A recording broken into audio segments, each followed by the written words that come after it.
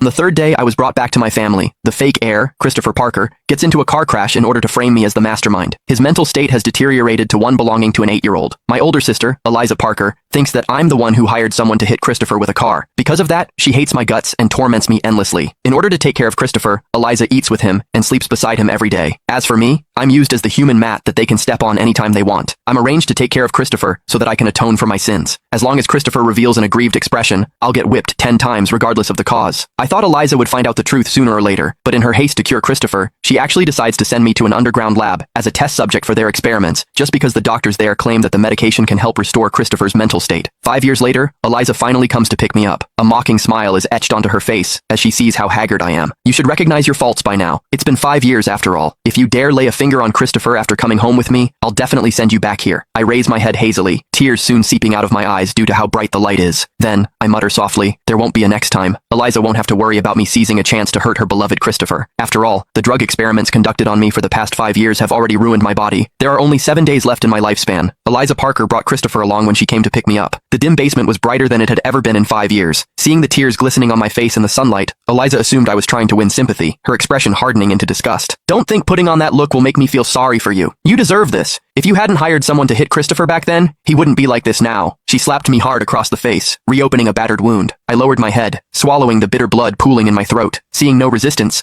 Eliza turned to the staff member nearby. Christopher has been in this demented, foolish state for 5 years. Is the medicine you promised ready yet? She tenderly stroked Christopher's face. Christopher looked at me smugly, a shrewd glint flickering in his eyes. Every time he wore that expression, it meant I was about to be whipped. At the thought of the pain, I flinched, making Christopher smile with satisfaction. The lead researcher of the laboratory, Gene Harding, chuckled. I told you that as long as you handed Sutton Parker over to me for 5 years, Christopher would recover. Take this medicine home. After 7 days, Christopher will be back to normal. Eliza's eyes widened in delight as she reached out. Dr. Harding pulled back slightly. It's just that Sutton might what? Eliza snatched the medicine, having no intention of listening, and left with Christopher in tow. Aren't you planning to take him back with you? Dr. Harding called out, pointing at me sprawled on the ground. Eliza paused, then yanked my arm to pull me to my feet. After a few staggering steps, I collapsed. Years of drug testing had deformed the bones throughout my body, leaving my skin and flesh close to rotting. Every step was an immense torment. I broke out in a cold sweat, a whimper escaping my lips. Christopher crouched beside me with feigned innocence, then suddenly burst into loud sobs. Eliza! Sutton bit me! Eliza's expression darkened. Sutton, 5 years have passed, and you still refuse to mend your ways? My teeth were pulled out a long time ago, I replied with great difficulty. How could I possibly bite him? Over 5 years I was tortured repeatedly, my limbs broken and reset, my flesh sliced open. To survive, I was reduced to fighting dogs for food. When I truly felt I could barely hold on, I went to great lengths to steal Dr. Harding's phone to beg Eliza to bring me home. Her refusal was immediate. You must pay the price for what you've done. Just stay there and be the test subject for Christopher's drugs. Quit plotting to come back and replace him.